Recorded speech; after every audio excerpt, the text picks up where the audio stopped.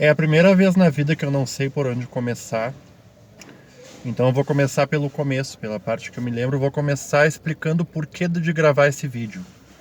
Esse vídeo é o último vídeo da minha vida carregando, arrastando essas correntes que eu arrastei nos últimos quase 30 anos. E eu preciso me libertar disso, mas não é só por isso. Porque se fosse para fazer terapia, se fosse só por desabafar, se fosse uma coisa puramente pessoal, eu procurava um terapeuta, não gravava um vídeo para o YouTube. Então, já que eu não sei por onde começar, eu vou começar explicando as peneiras. Tem as peneiras de Sócrates e tem as minhas peneiras, peneiras de Fábio, que são alguns critérios pelos quais um assunto ele tem que passar para eu saber se vale a pena gravar um vídeo ou não.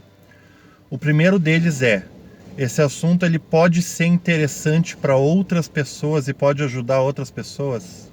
Nesse caso a resposta é sim.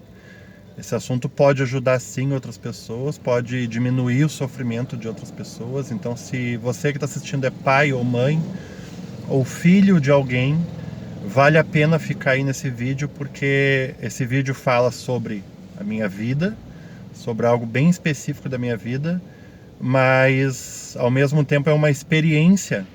Eu vou te contar aqui uma experiência que pode fazer com que assim, tudo que eu aprendi, que eu vou contar agora, tudo que eu vivi, eu precisei passar pela experiência para aprender e para viver.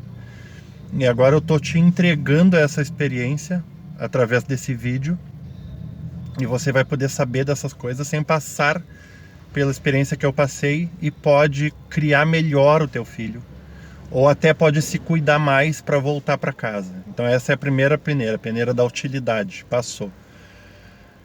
A segunda peneira é se existirá algum propósito, porque não adianta ser útil. O assunto ser útil, ajudar pessoas, vai ter propósito? É possível que a situação melhore depois de falar? Sim, é possível que a situação melhore depois de eu falar. E a outra peneira é produtivo? Sim, será produtivo, porque pode ser produtivo inclusive para a campanha dos meus filhos, que é sobre isso esse canal até agora. É muito difícil gravar esse vídeo mesmo, mas eu vou tentar não ser prolixo e vou... Assim, hoje é meu aniversário, eu já chorei tudo que eu tinha para chorar. É estranho que, assim, agora para falar sobre isso eu vou ter que visitar a criança de 8 anos de idade. E é engraçado que às vezes para a criança de 8 anos de idade que passou pelo que eu passei, ela não tá mais aqui. Eu não sou mais essa criança de 8 anos de idade, eu já sou um homem com 39 anos. Mas para deixar a criança embora, a gente tem que se aproximar da criança, né? E hoje eu fui visitar o Fábio com 8 anos. Eu fui lá perto do lugar onde eu morava e do lugar onde eu recebi a notícia que o meu pai morreu. Hoje é meu aniversário, então estou fazendo 39 anos. E nesse mês também é aniversário de morte do meu pai. O meu pai morreu faz 30 anos. O meu pai morreu num acidente de moto em dia 6 de junho de 1992. A notícia ela chegou muito depois, ele morreu em outro estado muito longe. E a notícia chegou muito depois, eu não sei quando chegou a notícia, porque eu tinha 8 anos, eu estava perto do meu aniversário de 9 anos de idade. Eu lembro que bateu na minha porta alguém lá em casa. A gente não tinha telefone, não tinha as facilidades de acesso e de comunicação que tem hoje. Alguém bateu lá em casa e disse que o pai tinha morrido. Na época éramos eu, meu avô, minha avó e minha mãe, que não estava em casa, que minha mãe trabalhava fora. E o meu avô disse assim, e meu priminho estava em casa também. O meu avô disse assim: ainda bem que morreu esse crápula, tu não precisa dele. E aí eu não me senti no direito de chorar a morte do meu pai. Era errado eu chorar a morte do meu pai, eu engoli o choro e continuei brincando. Eu não sei quem era esse homem que foi lá. Eu sei que foi nesse evento que eu conheci as minhas tias. Eu sei que eu tinha visto o meu pai umas 2 ou 3 vezes na minha vida, que fazia pouco tempo que eu tinha visto ele da última vez. A minha mãe falava que meu pai era malvado, e aí tinha a versão da minha tia que dizia que não foi bem assim. Mas eu não lembro muito bem, eu lembro do abraço do meu pai, eu lembro que meu pai me levou na Playland do Iguatemi. E lembro do meu pai dizer que quando eu fizesse 14 anos eu ia poder escolher se eu ia morar com ele ou com a minha mãe. Não sei por que 14 anos. Nunca vou poder perguntar isso pra ele, porque a maior idade é com 18 e não com 14, né? E aí contaram que meu pai morreu.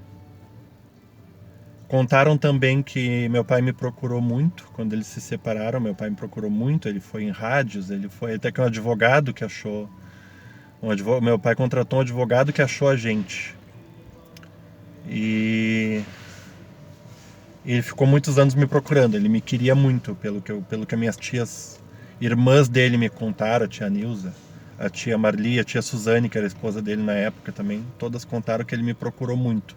Quando meu pai e minha mãe se separaram, a minha mãe veio para cá, para Porto Alegre, e meu pai me procurou por muitos anos.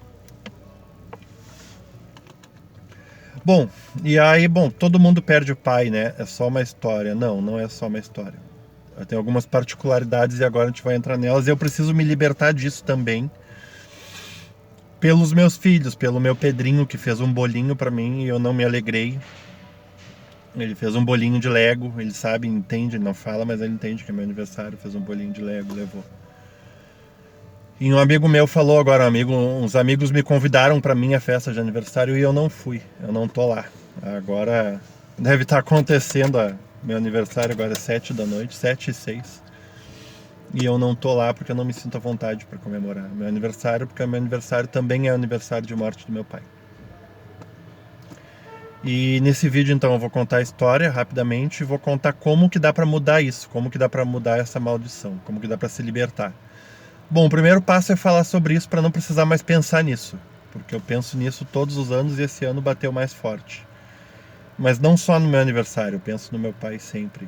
Tanto que eu vou no Iguatemi, às vezes eu estaciono perto do Iguatemi quando eu tô me sentindo triste e fico lá bastante tempo. De certa forma eu ainda espero meu pai voltar. Porque foi a última vez que a gente se viu, a última vez que eu vi ele vivo foi lá, né? E eu quero... Eu sei que meu pai não vai voltar. E não é sobre isso, então. É sobre se libertar disso. Então eu vou contar as particularidades. Bom, primeiro não foi natural, né? Meu pai morreu num acidente. Pelo que me contaram, ele trabalhava no hospital, ele era motorista de ambulância, lá em Vitória. E a minha madrasta, a esposa dele na época, estava doente, ele pediu pro chefe dele para sair mais cedo. E aí ele pediu carona para um enfermeiro, carona de moto. Meu pai não andava de moto. Ele pediu carona para um enfermeiro e esse enfermeiro... E eles se acidentaram. E os dois quebraram o pescoço e morreram de traumatismo craniano. Meu pai tinha 32 anos, o enfermeiro eu não sei. E aí me contaram dessa forma. Por que o meu avô odiava meu pai? Porque pelo que me contaram, quando meu pai e minha mãe se divorciaram, meu pai tentou uma reconciliação, entrou na casa, invadiu a casa deles. Meu avô mandou ele embora, meu pai não quis ir embora, e aí meu avô espancou meu pai. E aí desde então meu avô me odiava porque eu era filho do meu pai. Eu cresci ouvindo que eu não prestava porque eu era sangue do Fernando. Criancinha, desde os 5, 6 anos de idade. E que o meu primo era melhor do que eu, porque o meu primo era sangue bom, porque o meu pai do meu primo era uma boa pessoa e o meu pai era uma péssima pessoa. E se o meu pai era uma péssima pessoa, eu também era uma péssima pessoa. Então eu cresci ouvindo Eu Te Odeio, por exemplo, era normal eu ouvir isso do meu avô. Meu avô me batia também, por coisas como mascar chiclete de boca aberta, coisas desse tipo. E aí eu fui criando uma casca grossa ao longo da vida. Mas aí o problema que já poderia ser um problema, né? Só aí já seria um problema horrível. Logo em seguida falaram assim que meu pai tinha deixado um seguro pra mim.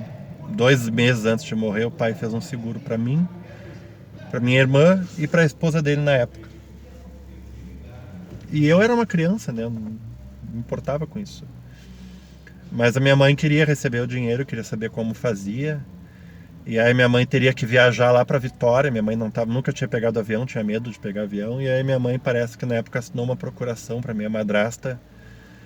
E pra minha mãe não precisar não precisar ir até lá. E aí minha madrasta na época... Aí na época minha mãe fazia eu perguntar isso por cada vez que eu falava com a tia Suzane ou com a tia Nilza.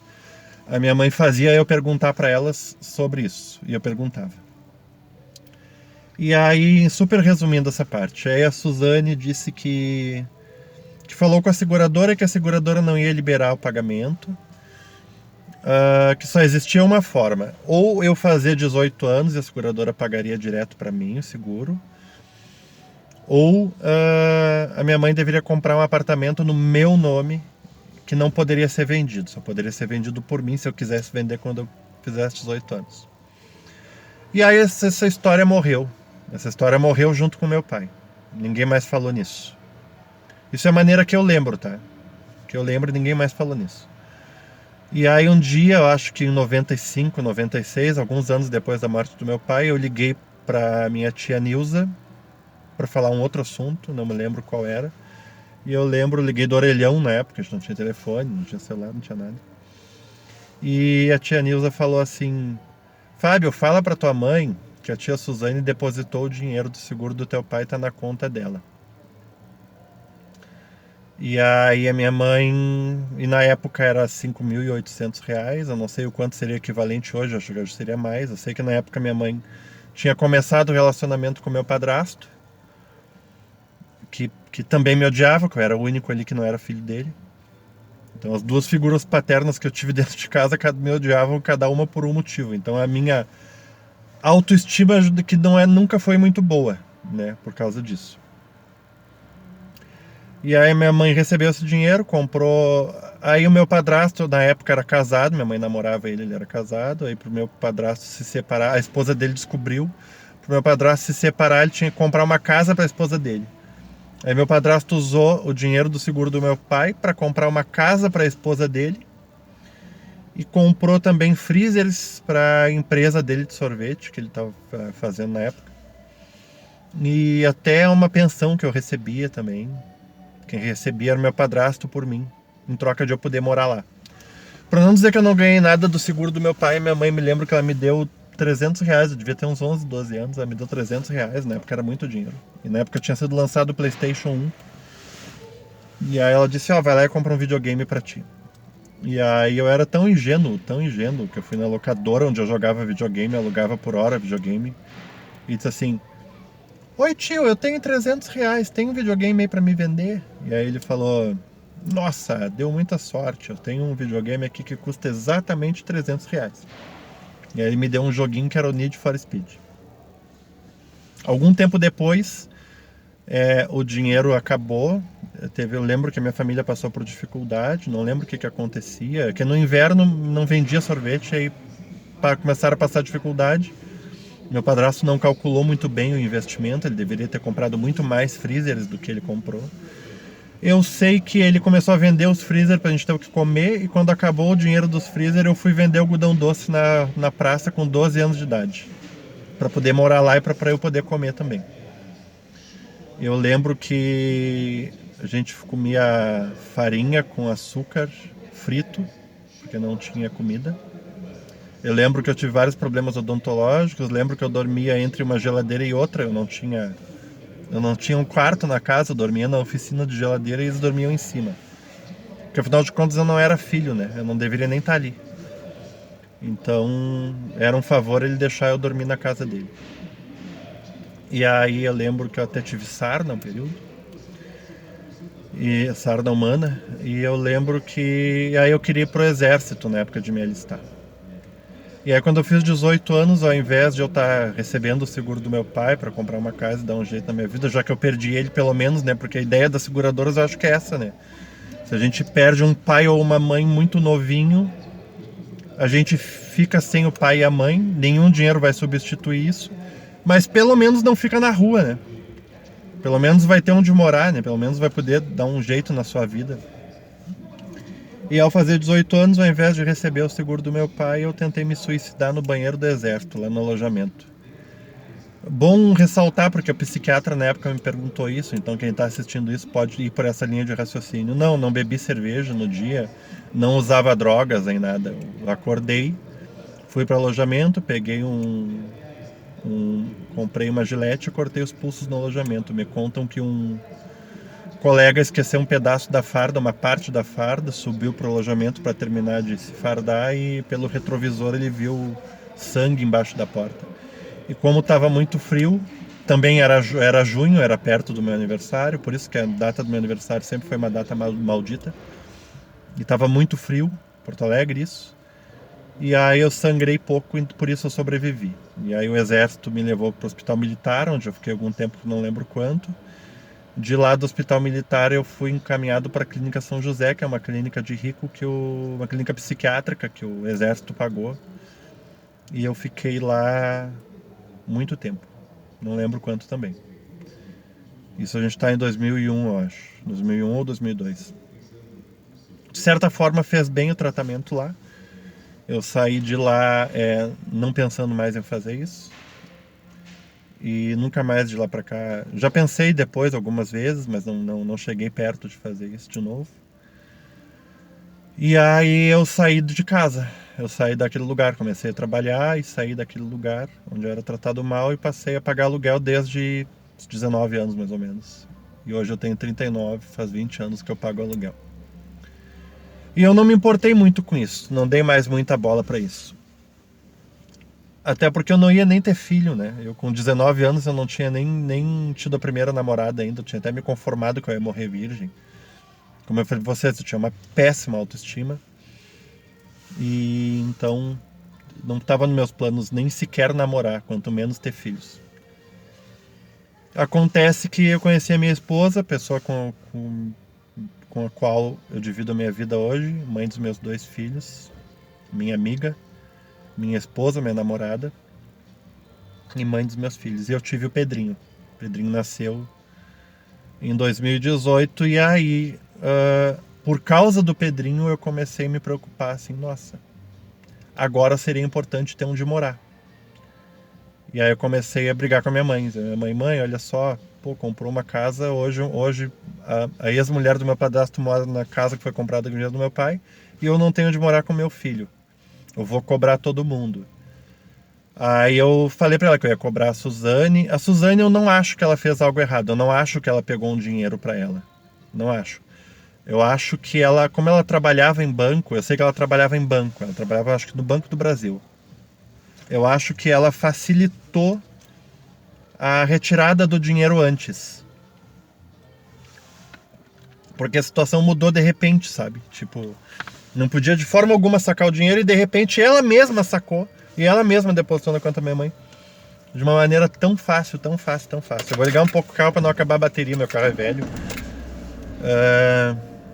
O vídeo tá durando mais do que eu planejei. E aí foi a primeira vez, em 2018 foi a primeira vez que eu resolvi cobrar isso e falei, a primeira pessoa com a qual eu falei sobre isso foi a minha mãe. E a minha mãe falou, assumiu a bronca só. Eu falei, eu vou cobrar o Valmir, o Valmir é meu padrasto, né? Eu vou cobrar o Valmir, vou te cobrar. Eu preciso cobrar a seguradora, me fala o nome da seguradora. Então as coisas estranhas que tem aí, e é nisso que eu espero que alguém me ajude, se tem algum advogado assistindo isso. As coisas estranhas que tem aí é assim, ó. Tudo é estranho nisso aí, dá pra escolher. Primeiro, a tia Suzane conseguiu sacar o dinheiro. Mesmo tendo procuração da minha mãe, as beneficiárias era eu. Segundo, ela sacou o dinheiro e nunca mandou nenhum papel comprovando que esse era o valor. Eu não estou questionando que esse era o valor, eu estou dizendo que esse papel me faz falta para hoje cobrar da seguradora. Essa era uma das coisas estranhas que aconteceu. Mas aí a minha mãe resolveu assumir essa bronca, que não é só dela. Disse assim, minha mãe tem uma ação em andamento lá contra a Carris e ela espera receber um dinheiro bom, não se sabe quando e nem quanto, né? E aí minha mãe prometeu que ia me dar uma casa, que ia comprar uma casa pra mim. E aí assumiu essa bronca sozinho e por isso eu nunca tinha gravado esse vídeo até então, porque minha mãe pediu. Mas eu tô gravando hoje, não é pra cobrar só. Claro, se ajudar nesse sentido, melhor, mas não é só pra isso. E não é também pra jogar as coisas no ventilador, também não é isso. É porque eu preciso parar de pensar nisso, eu preciso seguir com a minha vida. Eu tenho, na verdade, pouca esperança de resolver já.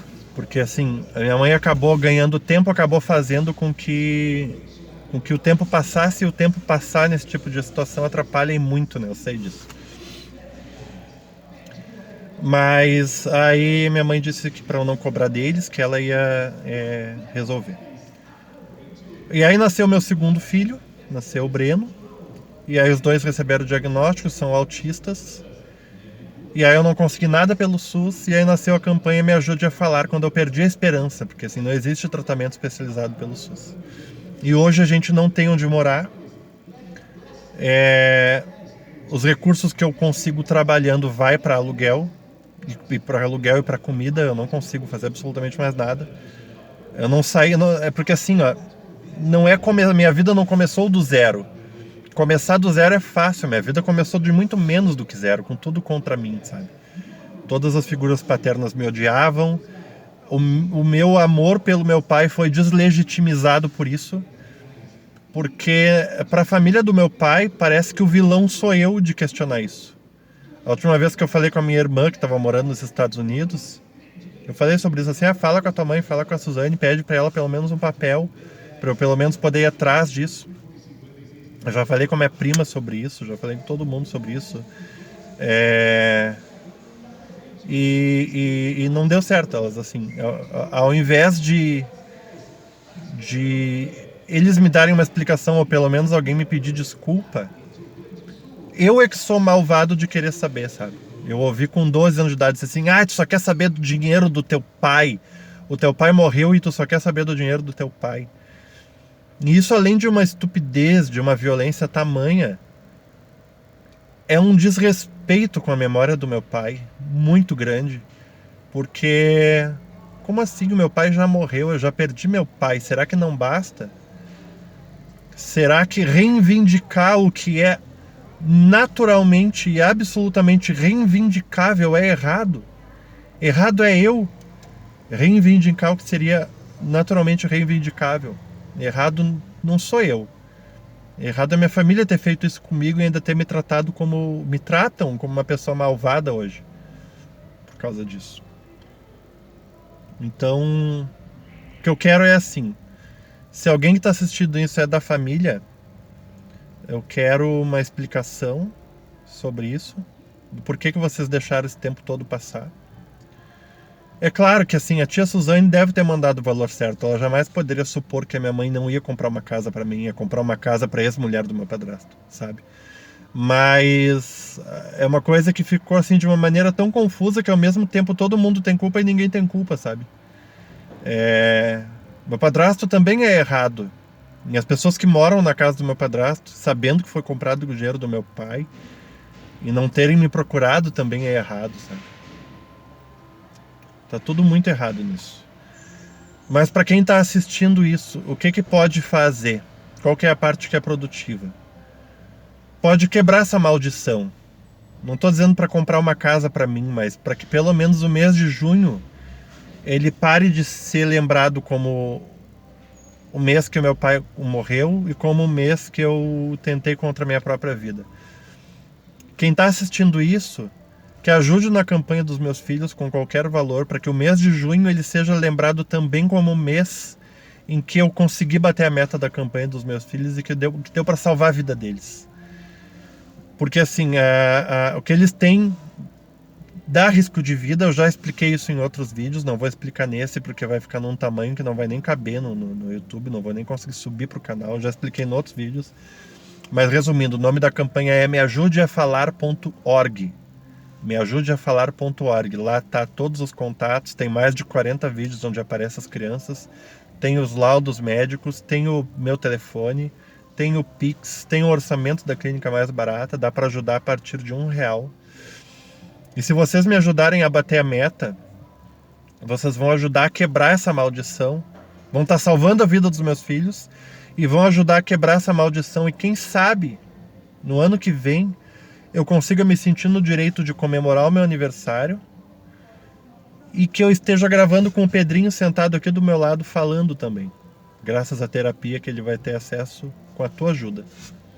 Não tem outro jeito através do SUS, não tem. Eu já fiz um vídeo denunciando a prefeitura, já quebrei o pau com a prefeitura, já lutei por 2 anos, mesmo que abra esse centro que eles prometem que vai abrir, não vai ser atendimento especializado, não tem hoje nada com atendimento especializado, então no futuro talvez venha a ter, mas hoje 2022 não tem. Já tá quase tarde pro Pedro. Para instrução de fala existe um limite, já tá quase tarde isso. Então eu peço, quem está assistindo esse vídeo, que ajude na campanha. O site é meajudeafalar.org. meajudeafalar.org. E mais uma vez, eu precisava tirar isso das minhas costas. E não só isso. Você que está assistindo isso aí é mãe, é pai, ou é mãe e se separou, cuidado com quem vocês vão colocar dentro de casa, com os seus filhos. E nunca digam para os seus filhos: eu te odeio ou tu não presta. Demorou muito, muito para eu aprender a me amar por causa disso. Muito, muito. Porque uma criancinha indefesa que não tem nenhum repertório. Como eu disse, eu não sou mais aquele menino, mas aquele menino ainda existe dentro de mim. E eu ainda não consegui mandar ele embora. Porque ele ainda chora dentro de mim. Principalmente no meu aniversário.